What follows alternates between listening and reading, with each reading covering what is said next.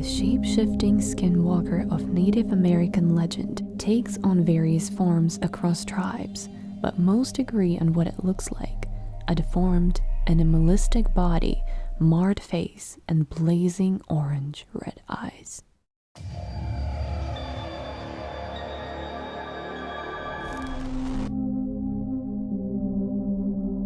The legend of the shape-shifting entity known as the Skinwalker has largely been relegated to hoax status. After all, it is difficult to believe that the humanoid figure has been transforming into a four-legged animal and terrorizing families in the American Southwest. While unscientific, the Navajo Skinwalker does have deep roots in Native American lore. The rest of America got its first real taste of Navajo legend in 1996 when the Desert News published an article titled "Frequent Flyers." The story chronicled a Utah family's traumatizing experience with a supposed creature that included cattle mutilations and disappearances, UFO sightings, and the appearance of crop circles. But the family's most distressing encounter occurred one night just 18 months after moving into the ranch. Terry Sherman, the father of the family, was walking his dogs around the ranch late at night when he encountered a wolf. But this was no ordinary wolf. It was perhaps 3 times bigger than a normal one, the glowing red eyes, and stood unfazed by the 3 close-range shots Sherman blasted into its hide. The Sherman family weren't the only ones to be traumatized on the property. After they moved out, several new owners experienced eerily similar encounters with these creatures, and today, the ranch has become a hub of paranormal research, aptly renamed Skinwalker Ranch. While paranormal investigators probe the property with novel inventions, what they seek has a history that is centuries old. This is the legend of the Navajo Skinwalker. So, what is a skinwalker? As the Navajo English Dictionary explains, the skinwalker has been translated from the Navajo Yi-Nalloshi. This literally means, by means of it, it goes on all fours. And the Yi-Nalloshi is merely one of many varieties of skinwalkers called Antehni.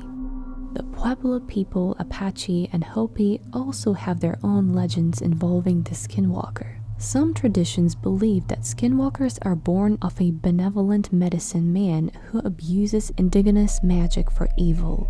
The medicine man is then given mythical powers of evil that vary from tradition to tradition, but the power all traditions mention is the ability to turn into or possess an animal or person.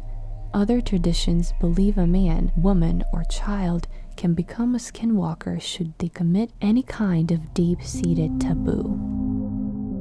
The skinwalkers are described as being mostly animalistic physically, even when they are in human form.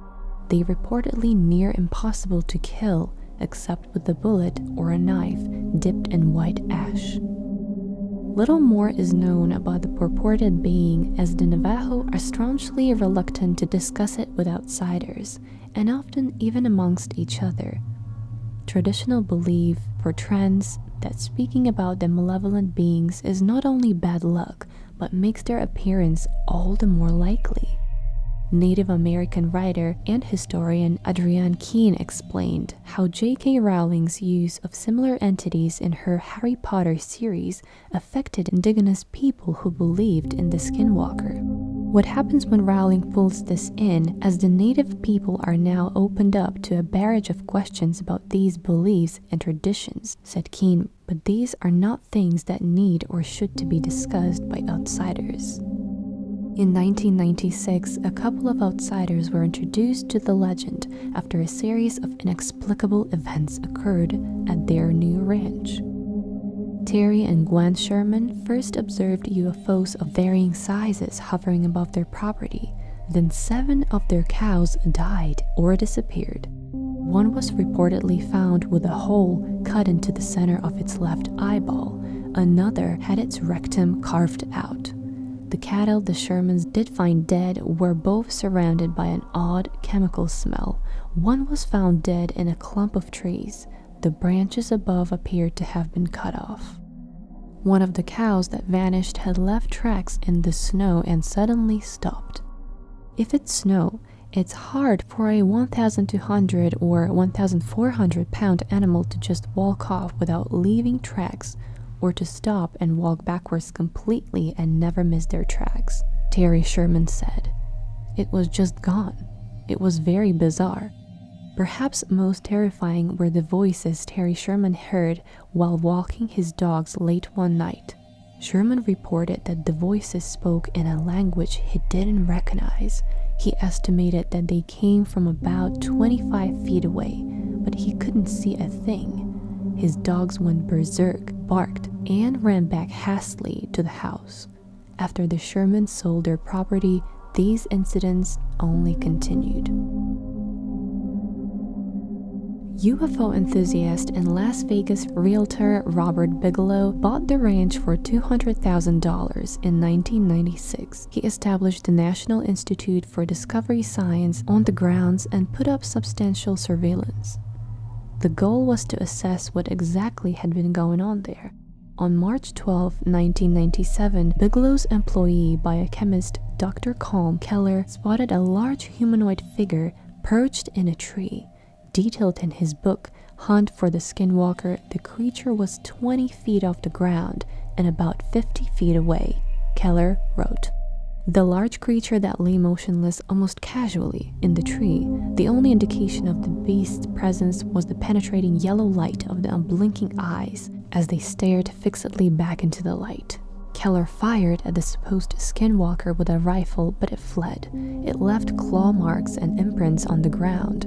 Keller described the evidence as signs of a bird of prey, maybe a raptor print, but huge and from the depth of the print from a very heavy creature.